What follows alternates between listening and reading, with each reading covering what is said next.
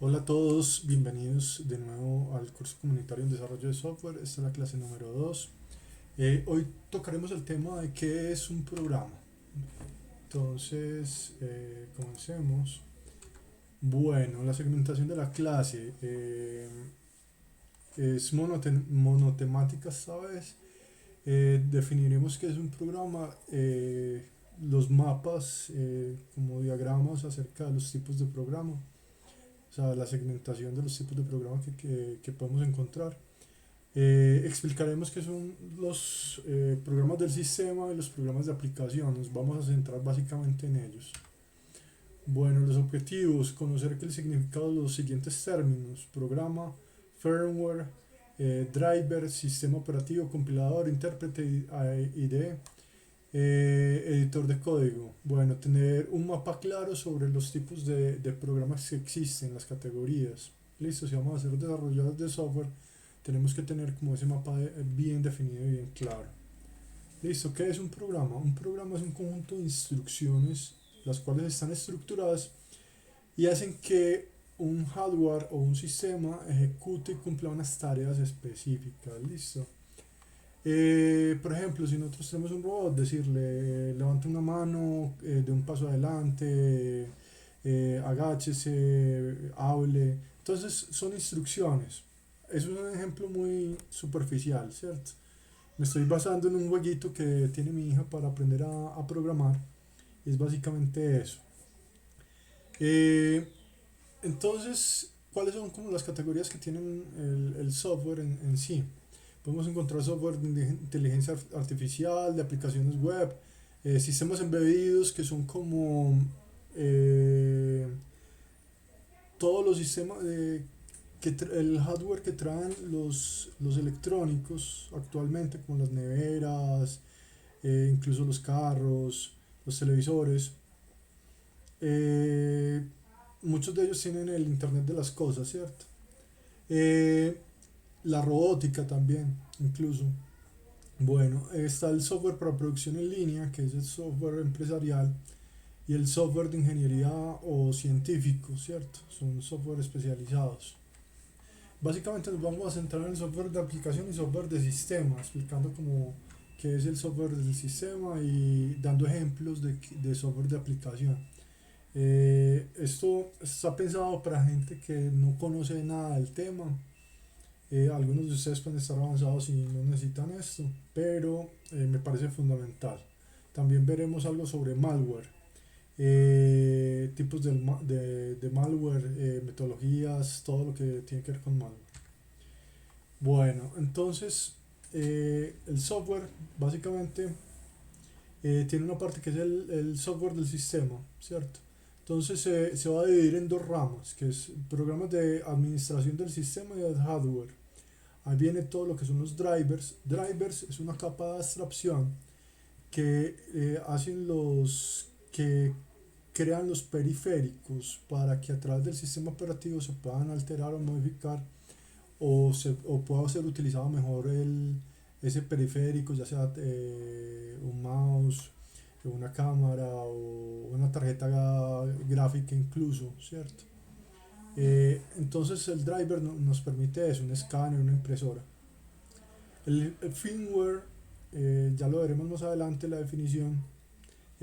También tenemos el sistema operativo. El sistema operativo en sí es una abstracción. No sé si algunos de ustedes antes de que existiera Windows existía un sistema que se llamaba DOS, y todo era como una especie de terminal, ¿cierto? Tenemos también las utilidades del sistema y vamos a ir explicando uno a uno. Entonces también tenemos programas de desarrollo que son los lenguajes de programación, los procesadores del lenguaje que está como el ensamblador, el compilador, el intérprete, el depurador y otros elementos que son como el linker y el loader. Eh, Aunque esos temas los veremos en una próxima clase más definidamente, ¿cierto? Nos vamos a enfocar primero en explicar cómo esta parte de acá y esta otra. Entonces tenemos también software de aplicación, cual se divide básicamente es a brocha gorda en cuatro ramas. Entonces tenemos todo lo que es software personalizado e industrial, ¿cierto? Software de propósito general, que tenemos ofimática, navegadores, editores multimedia. Y puse dos veces navegadores, ahí se me fue. Software de propósito específico, tenemos sistemas de reservaciones, por ejemplo, empresariales, sistemas de atención, sistemas de contabilidad, sistemas bancarios, ¿cierto? Y malware. Entonces, dentro del malware miraremos todos estos elementos. Bueno, entonces tipos de programas, los programas que ejecutan programas. Primero de todos y muy importante es el firmware. Eh, es un software que maneja físicamente el hardware. Listo. Entonces un ejemplo muy importante del firmware es la BIOS. La BIOS es el programa que permite arrancar la máquina y pues organizar como todo el entorno, cargar el sistema, la memoria RAM, el disco duro, poner todo como en marcha, ¿listo? Para que se ejecute ya el sistema operativo. Entonces ya tenemos el sistema operativo y es un conjunto de programas informáticos y que virtualiza o abstrae, es una capa de abstracción como de los recursos pues del sistema, donde tenemos terminal gráfica, tenemos la posibilidad de utilizar el mouse, como lo conocemos actualmente, aunque me gustaría que miraran cómo fue la evolución de los sistemas operativos desde el principio, como era antes. Y me gustaría que lo hiciéramos como de tarea para la clase comunitaria, listo. Entonces ya sabemos que hay una interfaz gráfica. Se puede utilizar un sistema con un sistema operativo sin interfaz gráfica, solamente con consola. Eso se utiliza mucho en servidores, listo, pero igualmente es un sistema operativo. Permite la ejecución de otros programas y estos programas se utilizan bajo un ecosistema como de jerarquías de privilegios, listo. Bueno, entonces ya tenemos programas como el sistema operativo. El sistema operativo tiene un núcleo, el cual se llama kernel. Entonces el kernel se dice que es una capa de abstracción que permite la comunicación entre el software y el hardware. Listo. Es como un intermediario, le permite como conectarse al software para que pueda llegar pues a comunicarse con el hardware en código binario, listo, código de máquina. El kernel funciona en binario, listo, y es como el corazón de todo el sistema operativo. Me gustaría que vieran como la historia del creador de Linux. Linux, precisamente, se apellida Linux, y él creó un motor que es el kernel. Y con base a este kernel fue que se fue creando como todo el sistema operativo de Linux y se inspiraron otros sistemas operativos. ¿Ves? Bueno, tenemos el shell. Entonces el shell es la capa de abstracción que permite la comunicación entre el kernel y el usuario. Es algo que recubre al kernel. Entonces esta capa permite que nosotros podamos comunicarnos con ese núcleo del sistema. Entonces también tenemos una interfaz gráfica, que es una capa de abstracción que permite la visualización o la representación gráfica de lo que es el entorno de usuario, ¿cierto? Tenemos la terminal o Command Line Interface, y esa es la interfaz que nos permite una interacción a través del teclado o comandos, a través de órdenes y comandos. Y también nos permite la interacción con otros computadores a través de una conexión pues que se llama SSH. Bueno, todo lo que estamos viendo es a grosso modo. Recuerden que eso es como una introducción, es un resumen, ya cada uno va investigando más a fondo. Bueno, entonces dentro de los programas del sistema operativo tenemos básico como el manejador de archivos, pues como la carpetica de archivos que nosotros siempre conocemos. Bueno, Entonces es la gestión de archivos que nos permite copiar, borrar, mover, mirar dónde están ubicados los archivos, ¿cierto? De nuestros dispositivos. Tenemos los drivers, que son controladores de dispositivos y de periféricos, que ya habíamos dicho que nos permiten interactuar con esos periféricos a través del sistema operativo. Eh, Además, hay cantidad de utilidades que tiene el mismo sistema operativo. Por ejemplo, el de fragmentador de disco, el administrador de discos, el administrador de tareas. Hay una cantidad de elementos pues, que sirven como programas del sistema operativo, que son elementos que ya vienen integrados predeterminadamente con el sistema operativo y permiten mejorar la gestión de todos los elementos del software, del hardware, perdón. Bueno, entonces tenemos programas de aplicación. Ya vimos que eran como los programas del sistema operativo y los programas de aplicación son entonces ese segmento que posee como esas cualidades enfocadas en que se ejecutan dentro del sistema operativo, ¿cierto? Y que tienen unos propósitos ya sean para la oficina o personales o diversión, lo que sea. Entonces tenemos programas de contabilidad de financieros. No necesito explicarlo, básicamente ya está ahí explicado. Programas procesadores de texto, hojas de cálculo, programas de presentaciones, PowerPoint, por ejemplo. Todo esto es como la suite ofimática. Entonces, tiene una funcionalidad más que todo para el desempeño laboral, ¿cierto? De tareas y cosas por el estilo.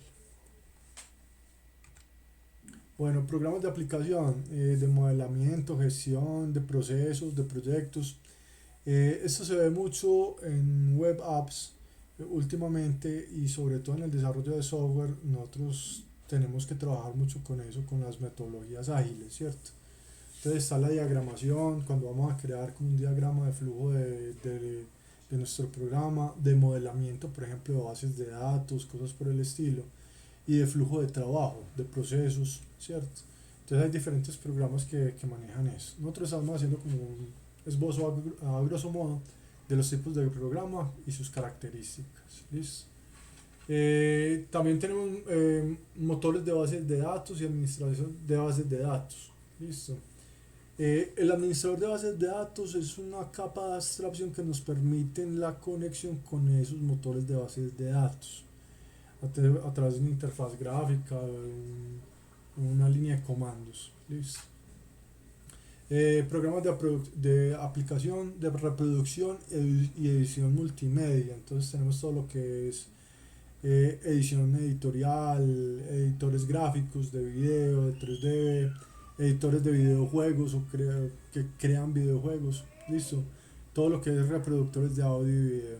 Entonces estas son como las categorías pues más generales y más importantes que pueden tener. Software para la interacción con la internet, entonces tenemos los navegadores, los programas de chat, listo, que anteriormente se veía mucho antes de que saliera Messenger y otros programas de chat o WhatsApp. A mí me tocó un programa de chat, no recuerdo cómo se llama, pero tenía dibujitos y era muy bacano. Uno simplemente se metía a las salas de chat y se ponía a conversar con la gente que no conocía. Bueno, tenemos los programas de videoconferencia como el Google Meet o el Zoom, programas de almacenamiento en la nube, programas de control de conexión remota. Eh,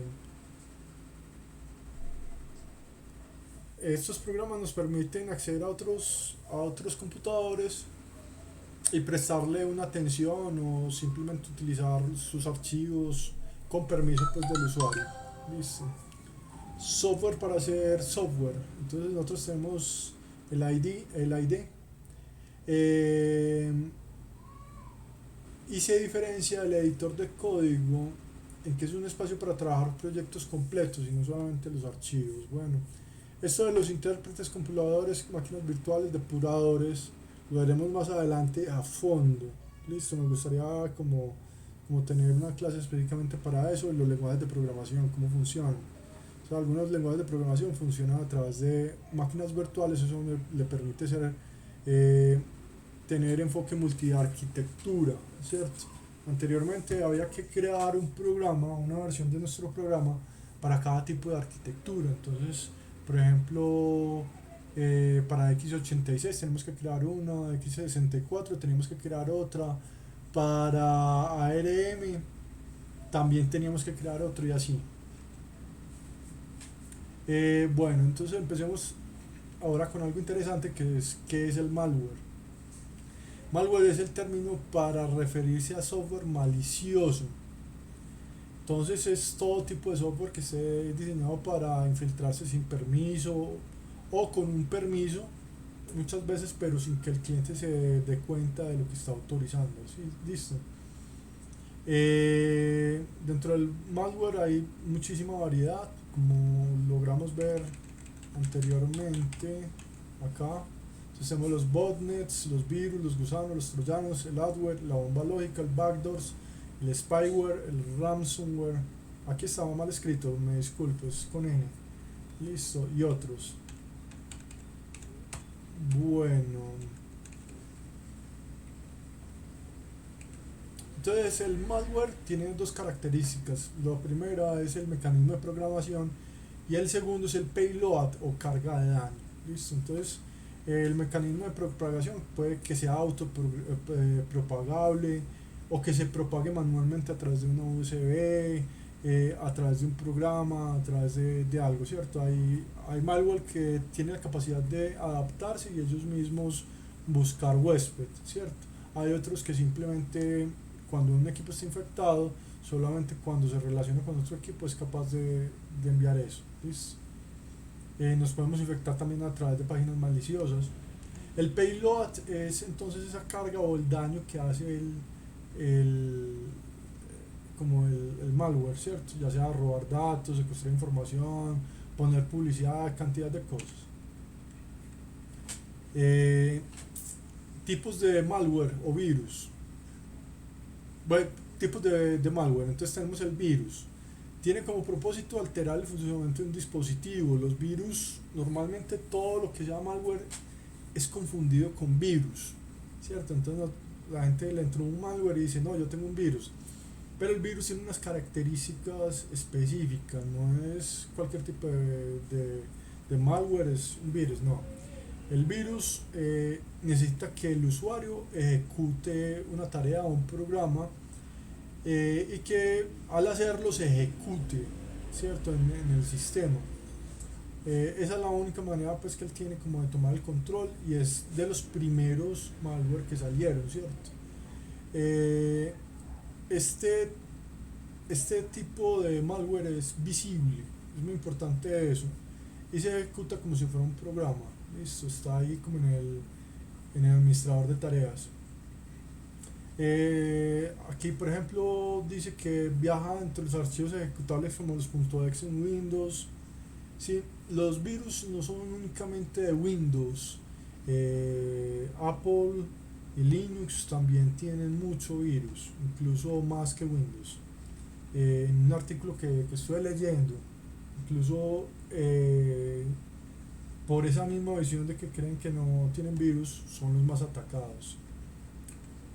Bueno, el gusano, a diferencia del virus, el gusano es muy similar al virus, sin embargo cambias en el método de propagación, ya que este es autónomo, ¿cierto?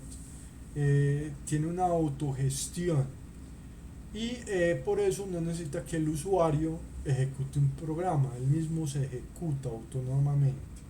Listo. Tiene la capacidad de replicarse a sí mismo a diferencia del virus. Y puede viajar por redes o sistemas de redes a las que esté conectado a cualquier equipo. Los gusanos tienen una característica y es que guardan y buscan direcciones de otros ordenadores para enviarles copias de sí mismos e infectarlos también. Pueden propagarse por USBs, por medios extraíbles, por mensajes, por correos electrónicos, por una cantidad de cosas.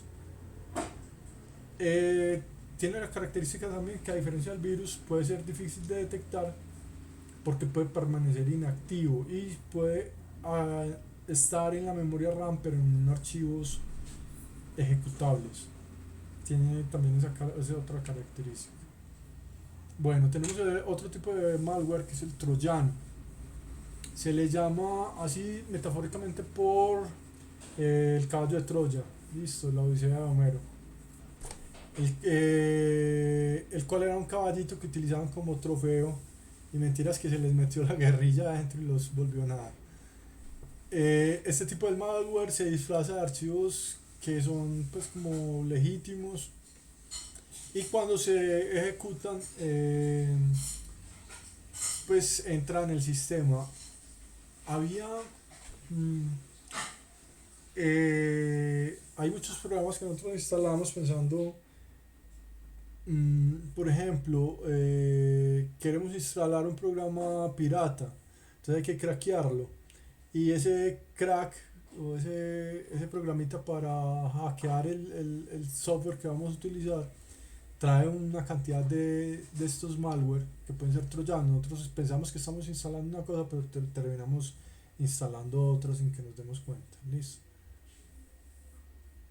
Eh, bueno, el troyano, a diferencia del gusano, no se propaga a sí mismo. Listo. Bueno, tenemos otro que es el adware. El adware es un malware normalmente de publicidad.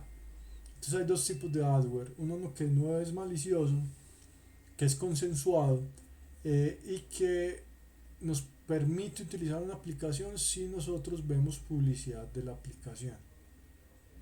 Eh, no, este tipo de adware no malicioso no infecta otros programas del sistema, o sea, no se retransmite. En cambio, el adware malicioso muestra publicidad sin consentimiento. Eh, Pasaba mucho con una empresa, Softonic creo que se llamaba, que su dueño, mm, él recopilaba como bases de aplicaciones donde permitía a la gente descargar cualquier tipo de aplicación y los dueños de las empresas le pagaban por tener esas versiones actualizadas de su aplicación, ¿cierto? Entonces él era como un contenedor en la nube actual, ¿cierto? Donde uno podía descargar los programas que quisiera, ¿cierto?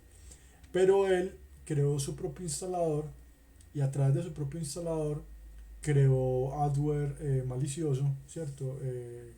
Que contaminaba los equipos pues, de los usuarios. Le aparecía, por ejemplo, a mí me pasó una vez y me llené de publicidad de Yahoo, me infectó el Internet Explorer, me acuerdo también. No, de cantidad de cosas, ¿cierto? Entonces, ellos, por ejemplo, tienen algo y es que suplantan la publicidad real de que nosotros vemos en los sitios eh, de navegación y imponen su propia publicidad. ¿Listo? Bueno, también tenemos otro tipo de malware que es el spyware. Entonces es un software malicioso que tiene como objetivo recopilar información del usuario, ya sea para robar sus datos bancarios, sus datos personales, sus contraseñas.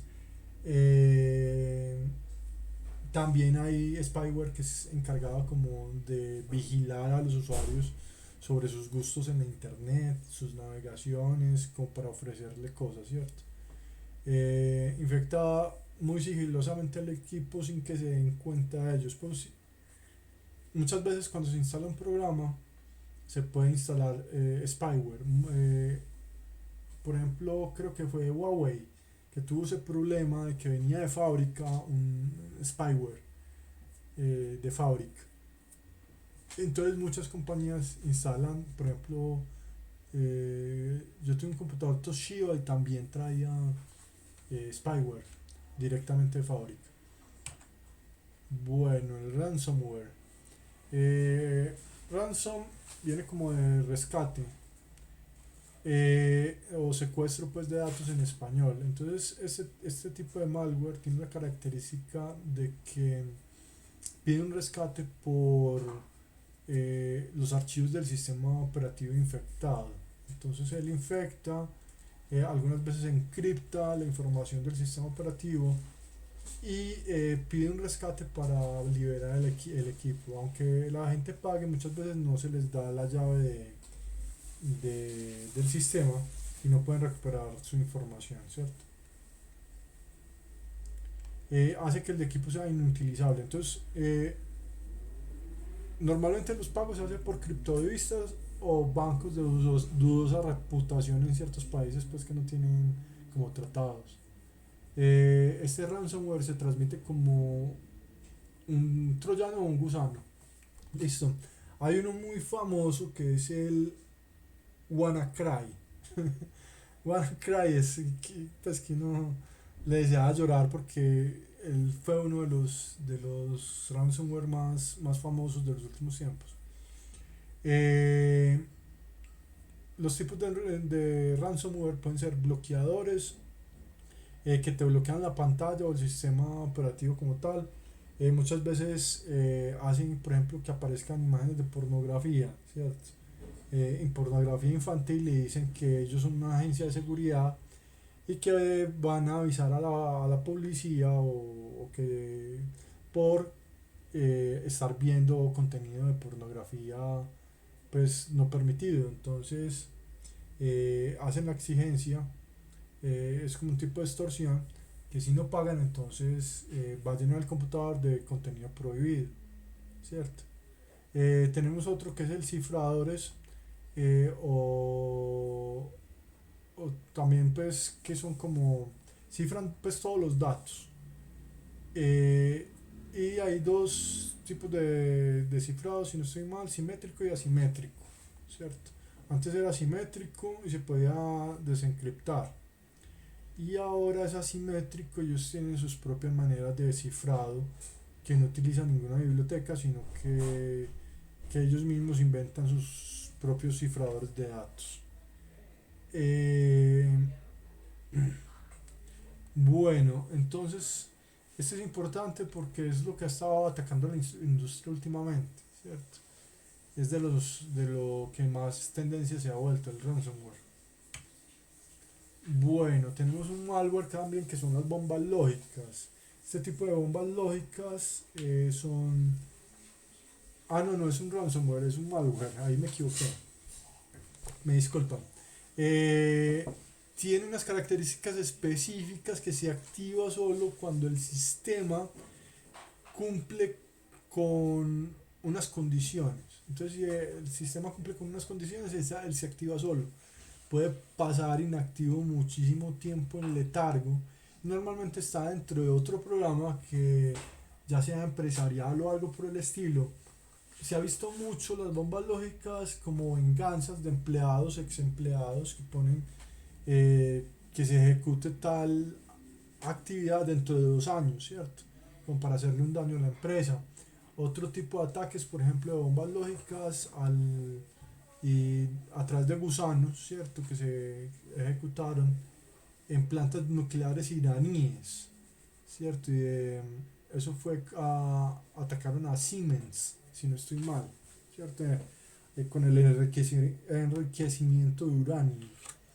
Entonces, utilizaron bombas lógicas como para que se eh, dañaran los sistemas de enriquecimiento de uranio. ¿Ves?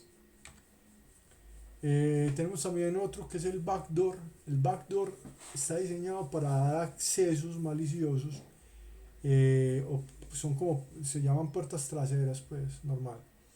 Eh, es para tener ese acceso remoto a un sistema, servidor, lo que sea. Permite a ese usuario enviarse a sí mismo y recibir archivos, ejecutarlos o eliminarlos, mostrar mensajes, borrar, hacer de todo, reiniciar el equipo, fundir el equipo prácticamente si desea, ¿cierto? O sea, toma control total y remoto del equipo.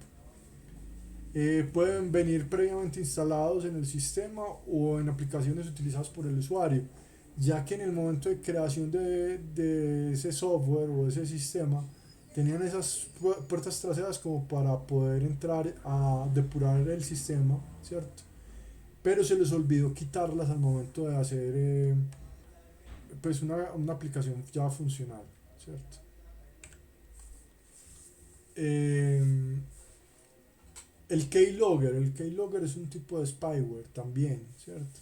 Pero el keylogger puede ser físico, se puede conectar directamente. El keylogger lo que hace es un registro de todas las teclas que se presionan pues en el sistema, ¿cierto? Aunque ya los más avanzados toman fotos de la pantalla, mandan información de lo que se conversó por WhatsApp, pueden iniciar la cámara, pueden iniciar el audio, el micrófono, ¿cierto? Y escuchar lo que la persona está hablando o lo que están hablando en el entorno.